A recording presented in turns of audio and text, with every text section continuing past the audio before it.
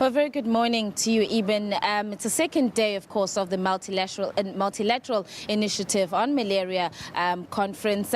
Yesterday was mostly panel discussions that took place during the course of the day. In fact, delegates attended back-to-back sessions throughout the day yesterday. And one of the discussions was on drug resistance, which still remains a challenge. And of course, scientists are still trying to find a way of dealing with that challenge. Day two today, and already the sessions again have started. But today we bring you very exciting news, and we're the first to report here at the conference that scientists are one step closer to finding a vaccine for malaria. Trials have already been done in 7 African countries, and I have the pleasure now to be joined by Sally Ethelston, and Sally is the Communications Director at PATH.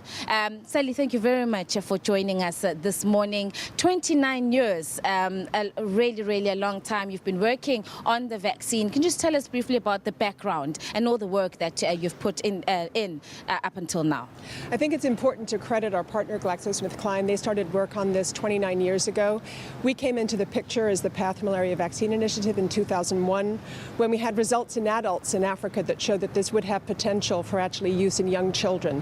The population in Africa that really has the heaviest burden when it comes to malaria, we're talking about 1,000 kids every day in Africa who die from malaria, even with the new and other interventions that we already have available for use. So it's been a long path. We started the phase 3 trials in the middle of 2009. We're very close to the end of the trials. We expect them to end at the end of this year, going into next year. But what we have today is some very important results that really are another milestone in the kind of scientific development of this particular malaria vaccine. Sally, can you tell us about the vaccine? Well, this is, without getting too technical, it's really based upon what they call a subunit protein. So it's a small part of the parasite, and they basically develop something that targets that particular part of the parasite. In the case of this vaccine, it's actually also coupled with a fairly powerful adjuvant. And the other thing that's unique just about the science is that it also twins this protein in the parasite of the malaria disease with also another antigen that targets hepatitis B. Your focus has been on children. Why specifically children? Because as we know, malaria is also contracted by adults.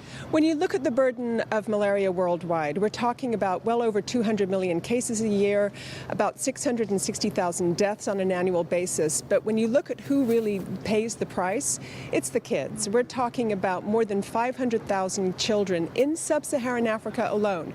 So it really is, we're talking about 90% of the deaths and much of the burden of disease. And what is the efficacy rate? Well, when we look at these latest set of results, what we're looking at today is the efficacy over 18 months of follow-up. The last couple of years, we'd had results over 12 months of follow-up for the two age groups enrolled in the trial. This time, we're looking about how far the durability of the protection actually extends. And so what we're seeing is that in the case of the older age group, toddlers, 5 to 17 months, you have efficacy of about 46%, which means that the number of cases of malaria over 18 months are reduced by 46%, almost half.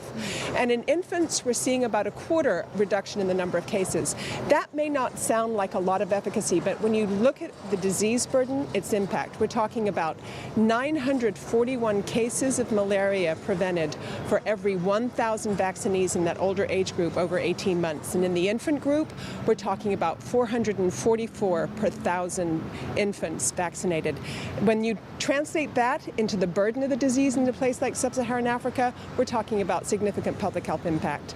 Important to note, this is not the final results. We have more results coming next year, and of course it's still subject to all of the review by international agencies and all of this, but this is a very important step in the process towards having a malaria vaccine. Obviously, just on that, on the final steps, I mean, are you able yet to tell us when we can finally see such a vaccine being made available? How many more years or more tests that still remain to be done before we can actually see it available to the people of this continent?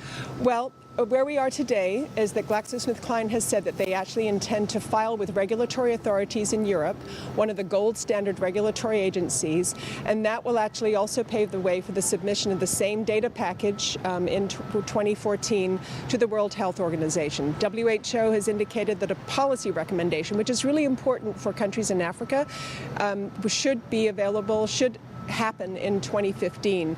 Now, when it comes to the availability of the vaccine, then it's up to the financiers, the procurers, the Gavi Alliance and others to make the resources available. But let's hope that shortly after that we will actually have a malaria vaccine in Africa if all goes well. Sally, let me just lastly ask you, you've already had trials in 7 countries in Africa. Which are some of those countries and what has the reception been, maybe from the governments and those in the health in those respective countries? Well, the trial is ongoing in Burkina Faso, Ghana, Kenya, Malawi, Mozambique, Tanzania, and Gabon. And so I think that we've had overall really positive support. Burkina Faso, for example, when the trial started, this trial site didn't have electricity. And one of the things that happened was a result of the government wanting that trial to be held there, they extended the electrical grid to this community, not just to the trial center, but the whole community. I think overall we've seen a positive response. I think people want to see the final data. It's always important to have all the information before you make a decision, but things are going well, and I think that several of these countries are quite excited about the prospect of actually having a vaccine available for use.